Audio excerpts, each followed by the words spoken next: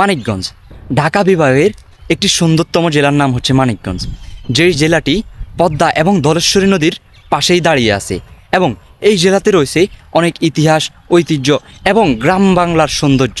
চলুন আজকের ভিডিওতে আমরা ঘুরে দেখব মানিকগঞ্জের সৌন্দর্য এবং মানিকগঞ্জের ইতিহাস, ঐতিহ্য জানব। মানিকগঞ্জ জেলার নামকরণ নিয়ে কয়েকটি মতবাদ পাওয়া যায়। বলা হয়ে থাকে যে মানিক্য শব্দ থেকে মানিক এবং গঞ্জ শব্দটি ফরাসি থেকে, সো এই দুইটা মিলেই বেসিকলি মানিকগঞ্জ। এবং আরও মতবাদ পাওয়া যায়, তবে প্রচলিত একটি কথা আছে, নবাব সিরাজউদ্দৌলার বিশ্বাসঘাতক মানিক চাঁদের প্রতি ইংরেজদের কৃতজ্ঞতা স্বরূপ তার নাম অনুসারে এই অঞ্চলের নাম দেওয়া হয়েছে মানিকগঞ্জ। ইংরেজ শাসন কর্তৃক 1845 সালের মে মাসে মানিকগঞ্জ মহকুমা প্রতিষ্ঠিত হয়। মানিকগঞ্জ মহকুমা প্রথমে 1811 সালে সৃষ্টি ফরিদপুরের জেলার অধীনে এবং প্রশাসনিক জটিলতা নিরসনকল্পে 1856 সালে মানিকগঞ্জ মহকুমা ফরিদপুর জেলা থেকে কেটে ঢাকা জেলার অন্তর্ভুক্ত হয়। ভিউয়ার্স, এখন আপনারা আমার পিছনে যে জমিদার বাড়িটি দেখতে পাচ্ছেন, এটি হচ্ছে বেতিলা জমিদার বাড়ি। এটি 1800 কিংবা 1900 শতকের দিকে স্থানীয় হিন্দু জমিদাররা নির্মাণ করেন এবং এটি বর্তমানে পরিপূর্ণই পরিত্যক্ত। কিন্তু কিছু সময় আগে বা এটি গত 3-4 বছর বা 5 বছর আগেও স্থানীয় লোকদের আশ্রয়কেন্দ্র হিসেবে ব্যবহার করা হতো।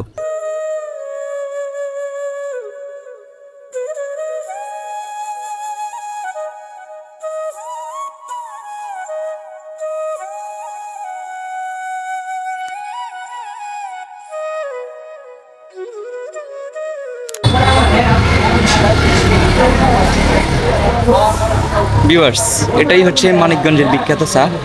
চলুন আমরা একটু ট্রাই করি। আর চায়ের রিভিউতে কিন্তু আমি এক্সপার্ট, সো চায়ের রিভিউ দিব। আর আমার সাথে আছে আশিক ভাই আর হচ্ছে সুমন ভাই, মানিকগঞ্জ সাইক্লিস্ট ক্লাবের অ্যাডমিন প্যানেল ওনার আর কি। তো চলুন আগে চা ট্রাই করি।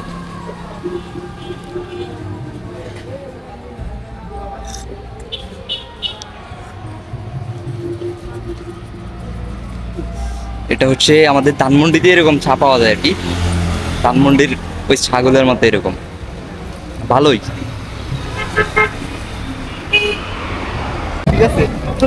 আর ভিউয়ার্স, এখন হচ্ছে আমরা মানিকগঞ্জের বিখ্যাত আইসক্রিম, এটার নাম হচ্ছে পিঙ্কি আইসক্রিম, সো এটা ট্রাই করতেছি, দেখি কীরকম। খাবার যেহেতু স্থানীয় জায়গায় আসছি, সো খাবার রিভিউ করা এটা অনেক অনেক ভালো একটা বিষয় আর কি। তো এখানের স্থানীয় খাবারগুলো, সংস্কৃতিগুলো তুলে ধরাই তো আমার কাজ, সো একটু ট্রাই করি।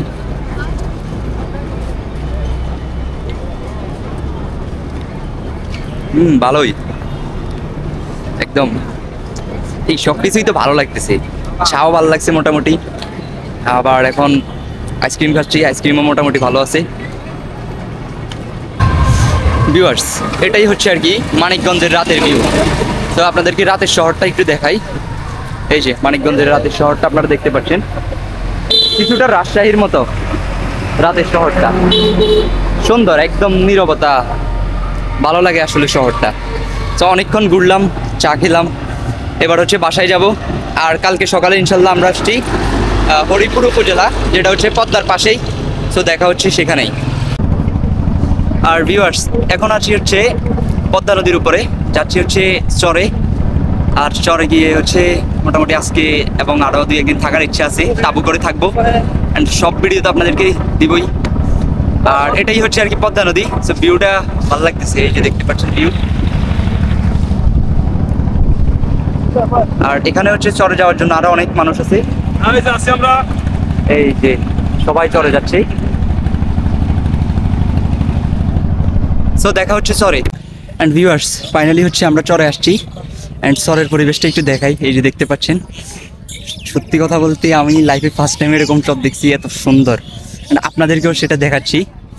আর হচ্ছে এখানে একটা জিনিস দেখছি, এই যে দেখেন, এটাকে বলা হয় আর কি চরের জাহাজ, এটাকে বলা হয় চরের জাহাজ। আর এগুলা এই চরে অনেক আছে। আর এই যে দেখতে পাচ্ছেন, এখানে হচ্ছে দোকানপাট, একদম অসাধারণ ভিউ, অসাধারণ ভিউর সাথে এই যে দেখতে পাচ্ছেন,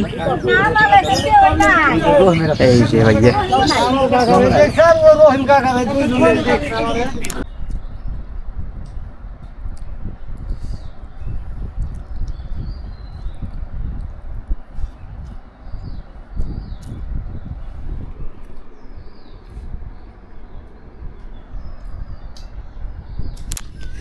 এখানকার মাটির গন্ধে মিশে আছে হাজারো গল্প।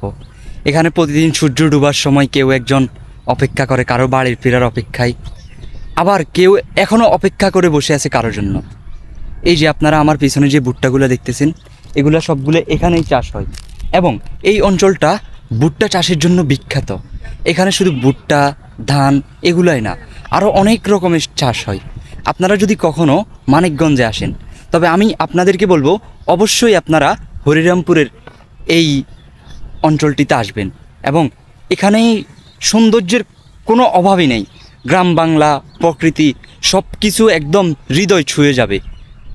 ভিউয়ার্স, এখন আছি এই যে হরিরামপুর উপজেলার একটি চরে।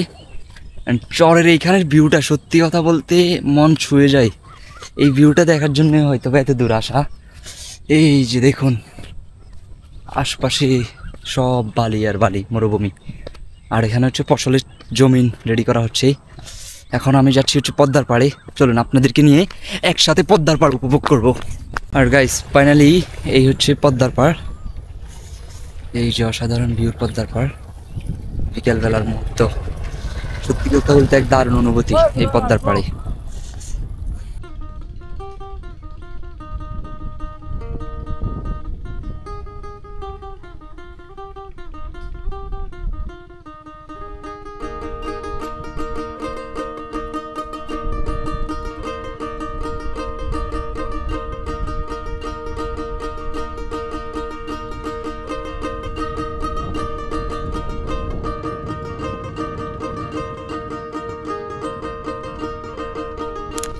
এই অঞ্চলের 95% মানুষের কাছে এখন পর্যন্ত নেই কোনো স্মার্টফোন এবং আশপাশের প্রায় অনেকগুলো গ্রামেই এখন পর্যন্ত কোনো নেটওয়ার্ক পাওয়া যায় না।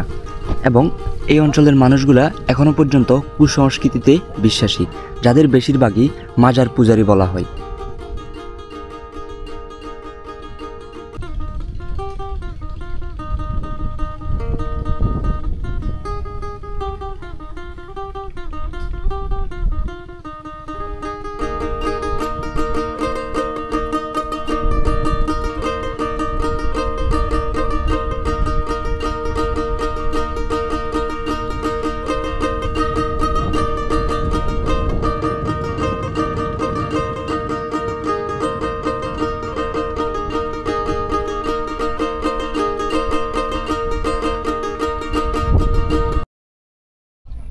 এই অঞ্চলের মানুষের চলাচলের জন্য ব্যবহার করা হয় একমাত্র মোটরসাইকেল।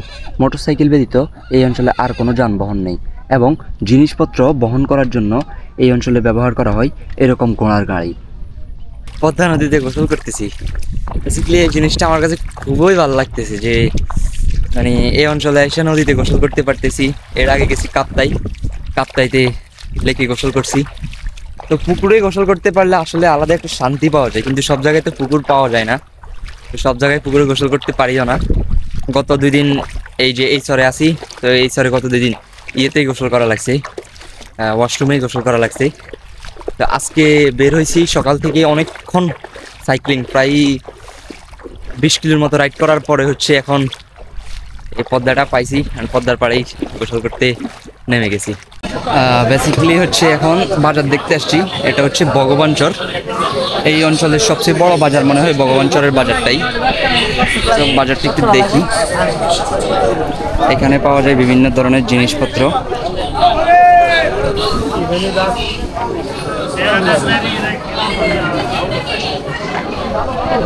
এই যে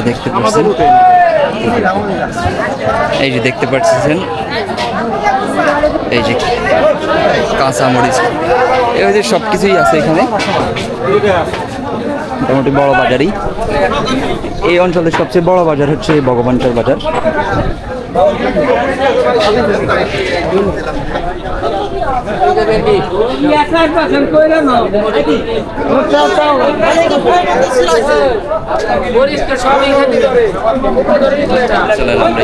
অন্যদিকে যাই, মাছ বাজারের দিকে যাই, দেখি মাছ বাজারে কি কি আছে, কি মাছ আছে এখানে।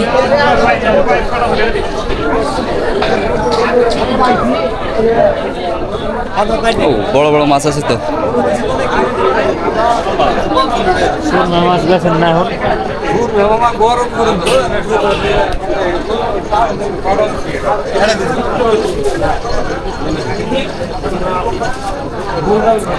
বড় বড় পাঙ্গাস মাছ দেখি এখানে হচ্ছে পদ্মা নদীর মাছ আছে কিনা।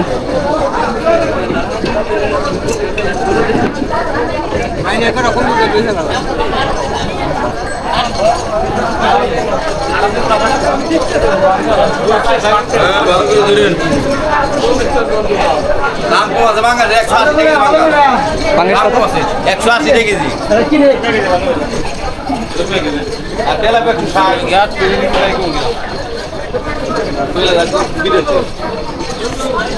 ও বাজার দেখা শেষ, চলুন এবার হচ্ছে দেখি কিছু খাবো এখানে। সামাদ বেশি আসলাম না কোনে তোর বাড়ি হ্যাঁ হ্যাঁ মরে গেছে হ্যাঁ দিয়ে দিছি আর আমি আছে না হ্যাঁ চাউল লাগাই দিতে হ্যাঁ বিয়াটা কিলো